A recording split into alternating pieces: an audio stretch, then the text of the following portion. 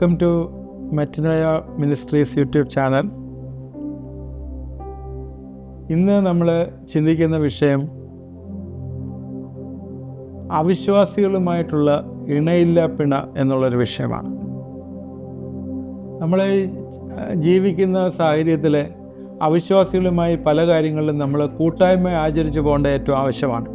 എന്നാൽ അവരെ എങ്ങനെ നമ്മൾ ഒഴിവാക്കും, എങ്ങനെ ഒഴിവാക്കാതിരിക്കും എന്നുള്ള ചില ചിന്തകളുടെ ഉത്തരങ്ങളാണ് ഇന്ന് നിങ്ങളോട് സംസാരിക്കുന്നത്. ഏത് രീതിയിലായിരിക്കണം നമ്മൾ അവരോടുള്ള പ്രതികരണം എന്നുള്ളത്. 2 കൊരിന്ത്യർ 6-ാം അധ്യായത്തിലെ 14 തൊട്ടുള്ള വാക്യങ്ങളിലെ പൗലോസ് പറയുന്ന ഭാഗങ്ങൾ ശ്രദ്ധേയമാണ്. ഞാൻ മക്കളോടെന്ന പോലെ നിങ്ങളോട് പറയുന്നു എന്ന് പറഞ്ഞിട്ട് പറയുകയാണ്,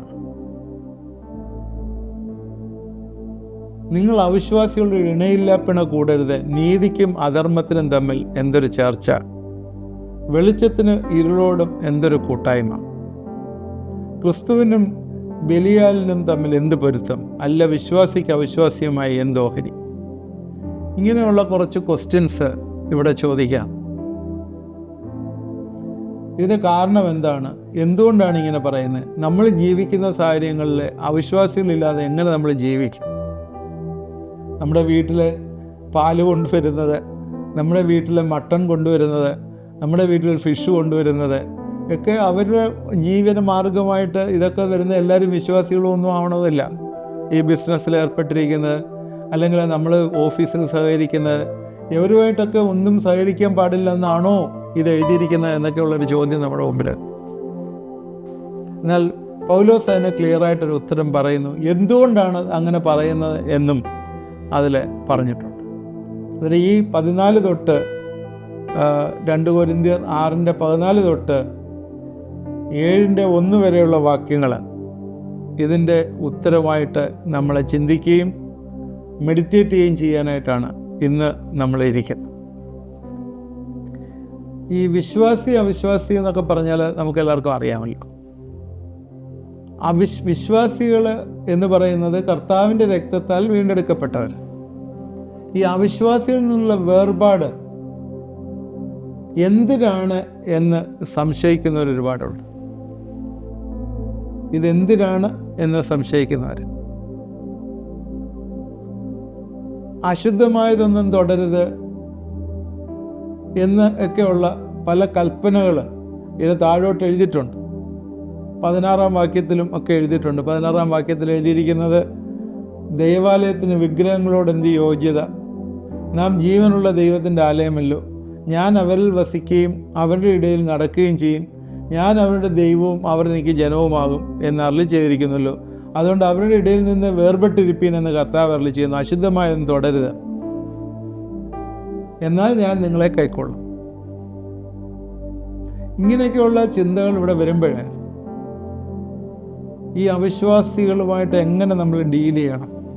ഇതൊരു വലിയൊരു ചോദ്യമാണ്.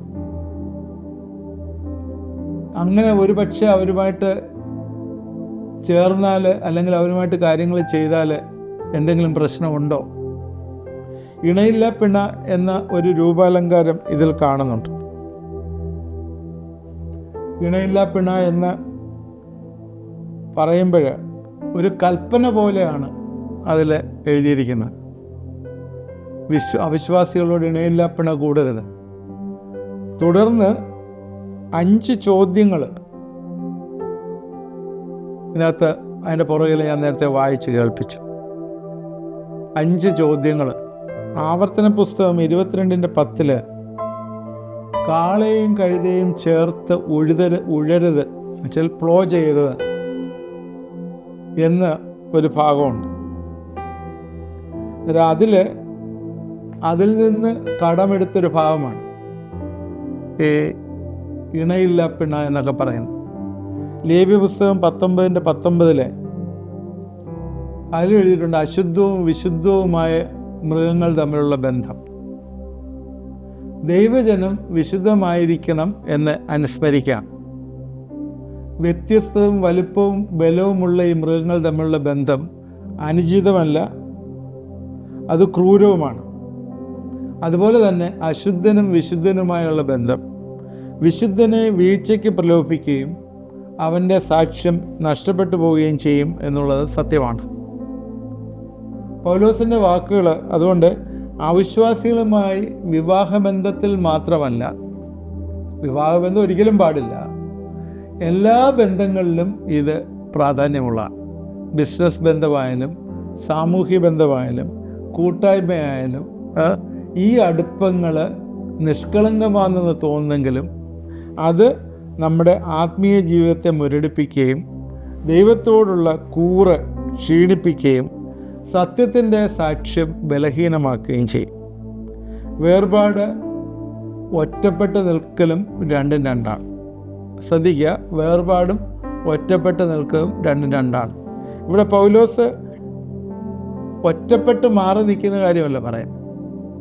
പൗലോസ് തന്നെ പറയുന്നുണ്ട്, ഞാൻ എങ്ങനെയെങ്കിലും ആരെയെങ്കിലും നേടാനായിട്ട് എല്ലാവർക്കും എല്ലാമായി തീർന്നുവെന്ന്. 1 കൊരിന്ത്യർ 9:19-22. ഇതിന് നഷ്ടപ്പെട്ടവരെ നാം അന്വേഷിക്കണം, അവരോട് കരുണ കാണിക്കണം, അവരുടെ ആവശ്യങ്ങൾ സഹായിക്കണം.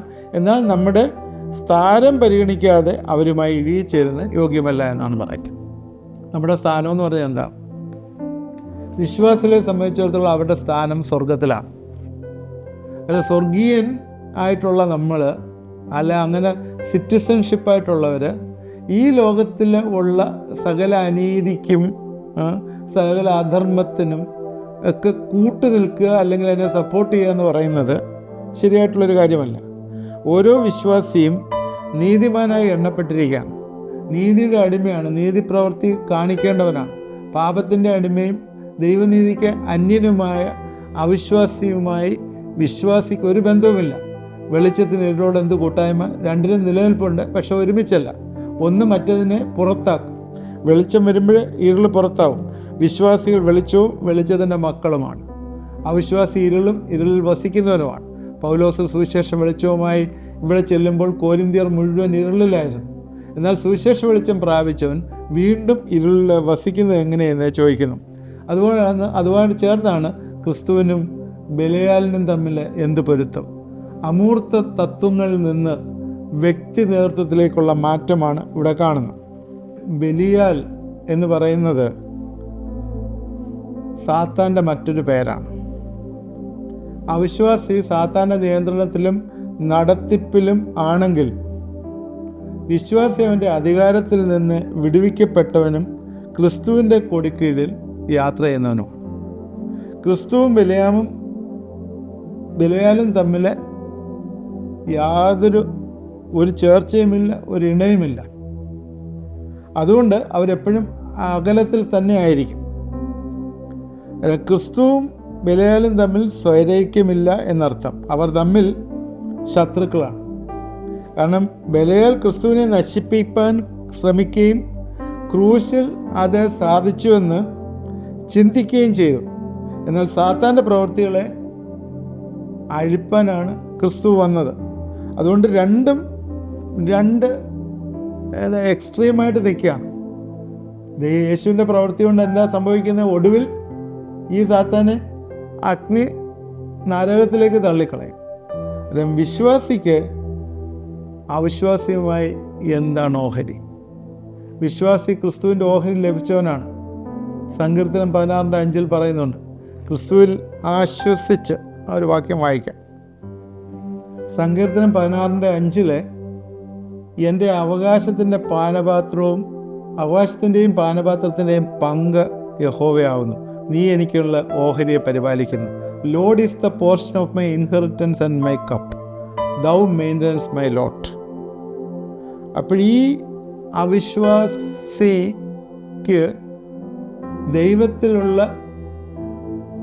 ദൈവത്തിൻ്റെ ഓഹരിയിലെ യാതൊരു കാര്യമില്ല. വിശ്വാസിക്ക് മാത്രമേ ഉള്ളൂ ഓഹരിയുള്ളത്. അതുകൊണ്ട് ക്രിസ്തുവിൽ ആശ്രയിച്ച് ജീവിക്കുന്ന ഭാഗ്യകരമായ പ്രത്യാശയിലുള്ള ജീവിക്കുന്നതായിട്ടുള്ള വിശ്വാസി ഈ അവിശ്വാസിയുമായിട്ട് ഒന്നും ചെയ്യാനായിട്ടില്ല. അവൻ്റെ കാര്യങ്ങളൊന്നും ആവശ്യമില്ല ശരിക്കും അവനുമായിട്ടുള്ള ഫെലോഷിപ്പിന്. എന്ന് പറഞ്ഞാൽ തടിപ്പിച്ച കാളക്കുട്ടിയെ അറുത്ത് വിരുന്ന് അനുഭവിച്ചതിന് ശേഷം വീണ്ടും വാളവരയിലേക്ക് തിരിയുന്ന ഒരനുഭവം വിശ്വാസിക്ക് വരാൻ പാടില്ല. അതാണ് പൗലോസോട് ആഗ്രഹിക്കുന്നത്. ഇത് ലൂക്കോസിൻ 15 മുടിയൻ പുത്രനുമായിട്ട് റിലേറ്റ് ചെയ്താണ്. ഇനി 16 വാക്യത്തിലേക്ക് വരുമ്പോൾ ദേവാലയത്തിന് വിഗ്രഹങ്ങളോട് എന്ത് യോഗ്യത എന്നുവെച്ചാൽ വിശ്വാസിയും അവിശ്വാസിയും തമ്മിൽ മതപരമായി വ്യത്യാസമാണ്. ഓരോ വിശ്വാസിയും ദൈവത്തിൻ്റെ മന്ദിരമാണ്, അവിടെ ദൈവത്തിൻ്റെ ആലയമെന്ന് പറയുന്നത്. അതുകൊണ്ട് നാം വിഗ്രഹാരാധനകളുമായി പങ്കുകൂടിയാൽ എങ്ങനെയിരിക്കും? ദൈവത്തിൻ്റെ ജനമായ ഇസ്രായേലിൻ്റെ വീഴ്ച എന്ന് പറയുന്നത് വിഗ്രഹാരാധനയായിരുന്നു. വിശ്വാസി ആ തിന്മയിലേക്ക് വീണാൽ അതിൻ്റെ അന്തം ഭീമമായിരിക്കും. പ്രത്യേകിച്ചും കോരിന്ത്യ സഭയിൽ അതുണ്ടായിരുന്നു. ഇവിടെ കാണുന്ന വേർപാടിന് ഉള്ള പ്രബോധനം സാമൂഹികവും ധാർമ്മികവും മതപരമായ എല്ലാ മേഖലകളെയും ഉൾപ്പെട്ടുകൊണ്ട് ഉള്ളതാണ്. 17 വാക്യത്തിലേക്ക് വരുമ്പോൾ നിങ്ങൾക്ക് പിതാവും നിങ്ങൾ എനിക്ക് പുത്രന്മാരും പുത്രിമാരുമായിരിക്കും. ദൈവത്തിൻ്റെ പ്രോമിസുകളാണ് ഇതിൽ പറയുന്നത്.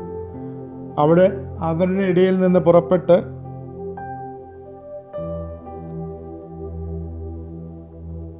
വേർപെട്ടിരിപ്പീൻ എന്ന് പറയുന്നു.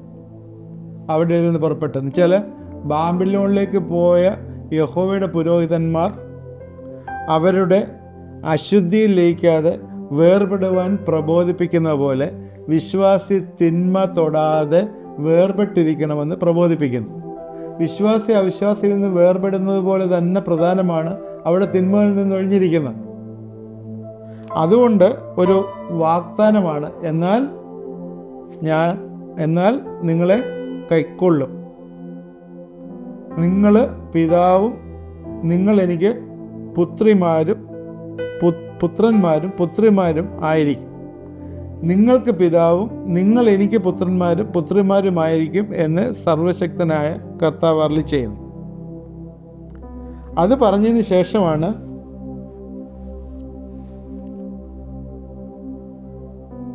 ഏഴാം അധ്യായത്തിൻ്റെ 1 വാക്യത്തിലെ പ്രിയമുള്ളവരെ, ഈ വാഗ്ദത്തങ്ങൾ നമുക്കുള്ളതുകൊണ്ട് നാം ജഡത്തിലെയും കന്മഷത്തിലെയും സകല കന്മഷവും നീക്കി നമ്മെ തന്നെ വെടിപ്പാക്കി ദൈവഭയത്തിൽ നമ്മളെ തന്നെ സൂക്ഷിച്ചുകൊള്ളുക, ദൈവഭയത്തിൽ വിശുദ്ധിയെ തികച്ചുകൊള്ളുക. അപ്പോൾ എന്തുകൊണ്ടാണ് ഈ വിശുദ്ധിയെ തികയ്ക്കാൻ പറയുന്നത്? ഈ വാഗ്ദത്തങ്ങളെല്ലാം നമുക്കുള്ളത് കൊണ്ടാണ് ഈ വിശുദ്ധിയെ തികയ്ക്കാൻ പറയുന്നത്. എന്തൊക്കെയാണ് വാഗ്ദത്തങ്ങൾ? ഒന്ന്, ഞാൻ നേരത്തെ പറഞ്ഞ വാക്യങ്ങളെല്ലാം ഒന്നുകൂടെ 16 തൊട്ടുള്ള വാക്യങ്ങളാണ്. ഒന്നുകൂടെ കൺക്ലൂഡ് ചെയ്ത് പറയുകയാണ്. The promise of his dwelling, ദൈവത്തിൻ്റെ ഞാൻ അവരിൽ വസിക്കുന്നു, വിശുദ്ധനായ ദൈവം നമ്മിൽ വസിക്കുന്നു. അതിൻ്റെ കാരണം പരിശുദ്ധാത്മാവ് നമ്മിൽ വസിക്കുന്നു എന്നുള്ളതാണ്. ഞാൻ അവരുടെ ഇടയിൽ നടക്കും. The promise of his presence, ഞാൻ അവരുടെ ഇടയിൽ നടക്കും. 3, ഞാൻ അവർക്ക് ദൈവവും അവർ എനിക്ക് ജനവും. The promise of his covenant. 4, ഞാൻ നിങ്ങളെ കൈക്കൊള്ളും. The promise of his divine acceptance, നിങ്ങളെ സ്വീകരിച്ചിരിക്കുന്നു, നാം വിശുദ്ധരായിരിക്കുന്നുണ്ട്. 5, ഞാൻ നിങ്ങൾക്ക് പിതാവും നിങ്ങൾ എനിക്ക് പുത്രന്മാരും പുത്രിമാരും. The promise of divine relationship. അങ്ങനെ ഈ 5 വാഗ്ദത്തങ്ങൾ നമുക്കുള്ളത് കൊണ്ട് ദൈവം സ്നേഹമാണ്, ദൈവം വിശുദ്ധനാണ്. അതുകൊണ്ട് നമ്മുടെ ജഡത്തിലെയും ആത്മാവിലെയും സകല കന്മഷവും നീക്കി നമ്മെ വെടിപ്പാക്കി ദൈവഭയത്തിൽ വിശുദ്ധിയെ തികയ്ക്കുക. വിശുദ്ധിയെ തികയ്ക്കുക എന്ന് പറയുന്ന ഒരു എപ്പിസോഡ് ഞാൻ നേരത്തെ ചെയ്തിട്ടുണ്ട്. നിങ്ങളത്, ഞാൻ എൻ്റെ ലിങ്ക് താഴെ ഇട്ടിരിക്കാം. ഈ 5 പോയിന്റുകൾ പറഞ്ഞു തന്നെയാണ് അത് ഇട്ട് ചെയ്തിരിക്കുന്നത്. നമ്മൾ എങ്ങനെയാണ് വിശുദ്ധിയെ തികയ്ക്കുന്നത് എന്ന് ചോദിച്ചാൽ, എല്ലാവരും വിശുദ്ധന്മാരൊന്നും ആയി തീർന്നിട്ടില്ല. നമ്മൾ ഈ ലോകത്തിൽ ജീവിക്കുമ്പോൾ നമ്മൾ തെറ്റിലേക്ക് പോകാനുള്ള എല്ലാ സാധ്യതകളും ഉണ്ട്. അതുകൊണ്ട് നമ്മൾ വിശുദ്ധിയെ തികയ്ക്കുക എന്ന് പറയുന്നതിൻ്റെ കാര്യം എന്തുകൊണ്ടാണ്? ഈ 5 പ്രോമിസ് നമുക്ക് തന്നിരിക്കുന്നതുകൊണ്ടാണ് വിശുദ്ധിയെ തികയ്ക്കുക. ഈ 5 പ്രോമിസിനെ കുറിച്ചാണ് പറയുന്നതുമായിട്ട് ബന്ധപ്പെട്ടാണ് ആദ്യം നമ്മൾ നിങ്ങളോട് പറഞ്ഞത്. ഈ വിശുദ്ധമല്ലാത്തത്, അതുമായിട്ടുള്ള ഇണയില്ലാപ്പിണ നിർത്തണം, അത് നിങ്ങളെ തെറ്റിച്ചുകൊണ്ട് പോകും. അതുകൊണ്ട് the promise of his indwelling, the promise of his presence, the promise of his covenant, the promise of his divine acceptance, the promise of divine relationship. ദൈവം നമ്മുടെ പിതാവായിരിക്കുകയാണ്. ആലയം പണിയാൻ ആരംഭിച്ചപ്പോൾ ദൈവം ശലോമോന് അരുളി ചെയ്ത വാക്കുകളാണ്. ഞാൻ നിങ്ങൾക്ക് പിതാവാണ്. ദൈവമക്കളായവർ ദൈവത്തെ പിതാവേ എന്ന് വിളിക്കുകയാണ്. എന്നാൽ വേർപാട് പാലിക്കുന്നവർക്ക് അവൻ്റെ ആർദ്രതയുള്ള കരുതൽ ആസ്വദിക്കാനായിട്ട് പറ്റും. നിങ്ങൾ എനിക്ക് പുത്രന്മാരും പുത്രിമാരുമാണ്. അതാണ് ആ ഡിവൈൻ റിലേഷൻഷിപ്പ്. ബാബിലോണിൽ നിന്ന് മടങ്ങി വരുന്നതിനുള്ള വാഗ്ദത്തമാണ്. യെശയ്യാവ് 43:6 നിന്ന് എടുത്തിരിക്കുന്ന ഭാഗമാണത്. സർവശക്തനായ കർത്താവ്, അങ്ങനെ ഒരു വേർഡാണ് അവിടെ യൂസ് ചെയ്തിരിക്കുന്നത്, സർവശക്തനായ കർത്താവ്. അതുകൊണ്ട് നിങ്ങളുടെ പുത്രന്മാരും പുത്രിമാരുമായി ആ റിലേഷൻഷിപ്പിൽ ജീവിക്കാൻ ഇതെല്ലാം നിങ്ങൾക്കുള്ളതുകൊണ്ട് നിങ്ങൾ സകല കന്മഷവും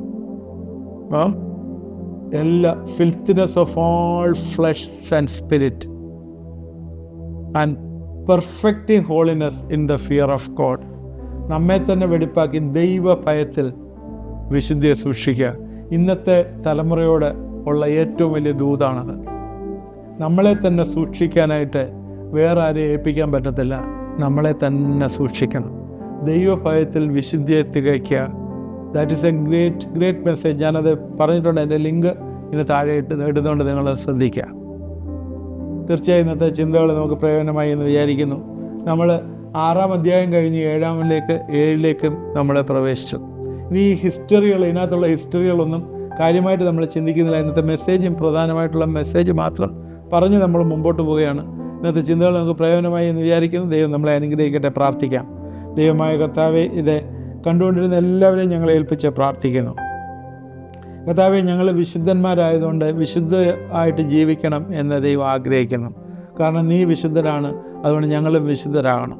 അതുകൊണ്ട് ജഡത്തിലെ സകല ആത്മാവിലെ സകല കന്മഷവും മാറ്റി ദൈവഭയത്തിൽ ഞങ്ങളെ വിശുദ്ധിയെ തേക്കുവാനായി ഈ ദിവസങ്ങൾ സഹായിക്കണം. ഇന്നത്തെ സാഹചര്യത്തിൽ കർത്താവെ, ഇത് വലിയ പാടുള്ള കാര്യമാണ്. എന്നാൽ നിൻ്റെ പരിശുദ്ധാത്മാവ് ഞങ്ങൾ വസിക്കുകയും ശക്തി തരികയും ചെയ്യുമ്പോൾ ഈ വേർപാടൊന്നും ഒരു പ്രയാസമില്ല എന്ന് ഞങ്ങളെ മനസ്സിലാക്കുന്നു.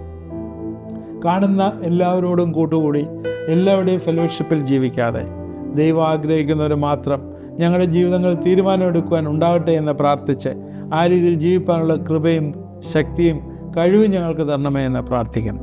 ഇത് കണ്ടുകൊണ്ടിരിക്കുന്ന എല്ലാവരെയും അനുഗ്രഹിക്കണം. പ്രാർത്ഥന കേട്ട് ഓർത്ത് സ്തോത്രം. യേശുക്രിസ്തുവിൻ്റെ നാമത്തിൽ പ്രാർത്ഥിക്കുന്നു, കേൾക്കണമേ. ആമേൻ. നിങ്ങൾക്ക് എന്തെങ്കിലും കിട്ടിക്കാണും എന്ന് പൂർണ്ണമായിട്ട് ഞാൻ വിശ്വസിക്കുക. കാരണം നിങ്ങൾ സ്പെൻഡ് ചെയ്ത 10 മിനിറ്റോ 15 മിനിറ്റോ ഒരിക്കലും വേസ്റ്റ് അല്ല. അനേകം വേദത്തിലുള്ള സ്ക്രിപ്ചറിലുള്ള അനേകം പ്രോമിസസ് നിങ്ങൾക്ക് തന്നിരിക്കുകയാണ്. 5 പ്രോമിസാണ് തന്നത്. തീർച്ചയായും ഇത് ദൈവം നിങ്ങളെ അനുഗ്രഹിക്കും. തുടർമാനമായി ഇത് വാച്ച് ചെയ്യുക. നിങ്ങളുടെ ഫ്രണ്ട്സിന് ഷെയർ ചെയ്ത് കൊടുക്കുക. നിങ്ങളുടെ പ്രെയർ റിക്വസ്റ്റുകൾ വാട്സാപ്പ് നമ്പറിൽ അയച്ചു തരിക. ദൈവം നമ്മളെല്ലാവരെയും അനുഗ്രഹിക്കട്ടെ.